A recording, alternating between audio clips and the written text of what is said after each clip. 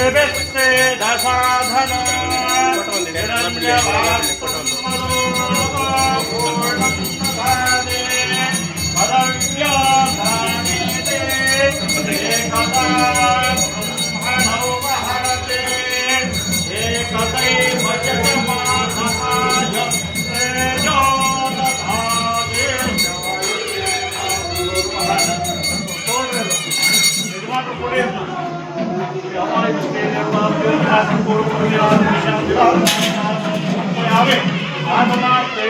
पुष्पाणि समर्पयामि शान्तायामि नमस्कारोमि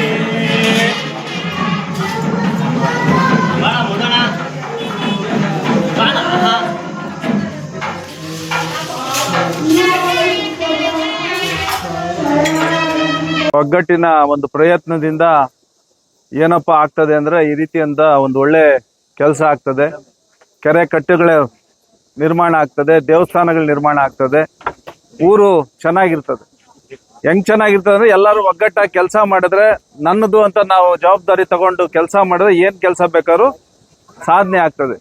ಆ ರೀತಿಯಾಗಿ ಇಲ್ಲಿ ನೆರೆದಿರಂತ ಎಲ್ಲ ಮುಖಂಡರುಗಳು ಮತ್ತೆ ಎಲ್ಲಮ್ಮ ದೇವಸ್ಥಾನದ ಎಲ್ಲ ಟ್ರಸ್ಟ್ ನ ಪದಾಧಿಕಾರಿಗಳು ಜವಾಬ್ದಾರಿ ತಗೊಂಡು ಊರಿನಲ್ಲಿ ಪ್ರತಿಯೊಬ್ಬರ ಹತ್ರನೂ ಸಹ ತಮ್ಮ ಸಮಯನ ಮುಡುಪಿಟ್ಟು ಯಾರ್ಯಾರು ಸಹಾಯ ಮಾಡ್ತಾರೆ ತಾವು ಸಹ ಗ್ರಾಮದಿಂದ ಈ ದೇವಸ್ಥಾನ ಜೀರ್ಣೋದ್ಧಾರ ಆಗ್ಲಿ, ಪುನರ್ ಪ್ರತಿಷ್ಠಾಪನೆ ಆಗ್ಲಿ, ಇದು ಸಾರ್ವಜನಿಕರಿಗೆ ಸೇವೆಗೆ ಸಮರ್ಪಣೆ ಆಗ್ಲಿ, ಆ ತಾಯಿ ಆಶೀರ್ವಾದ ಎಲ್ರಿಗೂ ಆಗ್ಲಿ ಅಂತೇಳಿ ಇಷ್ಟೊಂದು ಒಂದು ವೈಭವಿತ ಒಂದು ಕಟ್ಟಡ ನಿರ್ಮಾಣ ಮಾಡಿ ದೇವ್ರಿಗೆ ಇವತ್ತು ಪ್ರಾಣ ಪ್ರತಿಷ್ಠೆ ಮಾಡ್ತಾ ಇರೋಂಥದ್ದು. ಈ ಒಂದು ಧಾರ್ಮಿಕ ಕಾರ್ಯ ಬಹಳಷ್ಟು ಅಚ್ಚುಕಟ್ಟಾಗಿ ಮೂಡಿ ಬಂದಿದೆ. ಆ ನಿಟ್ಟಿನಲ್ಲಿ ಎಲ್ಲ ಸಾರ್ವಜನಿಕರ ಸೇವೆಗೂ ಸಹ ಇವತ್ತು ಅವಕಾಶ ಆಗಿರೋಂಥದ್ದು. ಆ ನಿಟ್ಟಿನಲ್ಲಿ ಆ ತಾಯಿ ಎಲ್ರಿಗೂ ಸಹ ಶುಭ ಹಾರೈಸಲಿ. ಇದಕ್ಕಾಗಿ ಶ್ರಮಿಸಿದಂಥವ್ರಿಗೂ ಸಹ ದೇವರು ಆಶೀರ್ವದಿಸಲಿ.